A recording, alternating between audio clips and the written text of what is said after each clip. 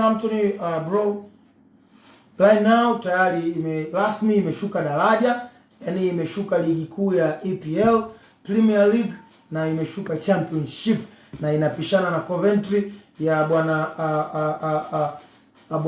Frank Lampard ambao ameipandisha daraja. Tayari msimu ambao wamekuwa nao hawajana msimu mzuri zaidi, lakini tayari vijana wameshashuka daraja rasmi, hawatakuwepo tena katika ligi kuu ya EPL msimu ujao. So far so good.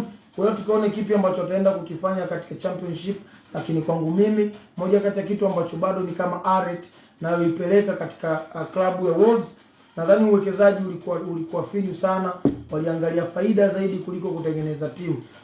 Kutoka kwenye uwekezaji ambao wamepita wachezaji wakali pale, Diogo Jota marehemu, Vitinha amepita pale, mwalimu mkubwa kama Nuno Espirito Santo amepita pale, wamepita wakina Gimenez. Timu ilikuwa ina watu, lakini tayari timu iliangalia profit zaidi kuliko manufaa na maendeleo ya timu. Kwa mimi naweza nikasema Wolves wana la kujiuliza. This time around tulitegemea timu ingekuja na changamoto mpya, lakini timu iliendelea kubaki pale pale, walistick katika the same investment, mabadiliko ya walimu, timu haikuwa na formality nzuri ya uchezaji uwanjani, unapata matokeo kwa taabu sana.